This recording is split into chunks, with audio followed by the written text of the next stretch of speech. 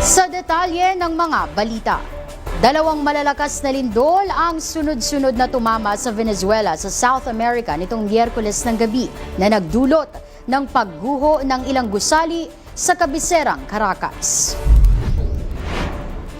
Ayon sa US Geological Survey, ang unang lindol ay may lakas na 7.1 magnitude at nagmula sa humigit kumulang 168 kilometers sa kanluran ng Caracas. Ilang minuto lamang ang lumipas, isang mas malakas na 7.5 magnitude na lindol ang naitala sa parehong rehiyon. Dahil sa pagyanig, maraming residente ang agad na lumikas mula sa mga gusali sa Caracas. Nakita ang pagbagsak ng ilang pader at gusali habang makapal na alikabok ang bumalot sa ilang bahagi ng lungsod. Maraming tao ang nanatili sa labas dahil sa takot sa mga posibleng kasunod na pagyanig. Naglabas din ang US Pacific Tsunami Warning Center ng babala sa posibleng tsunami para sa Puerto Rico at Virgin Islands.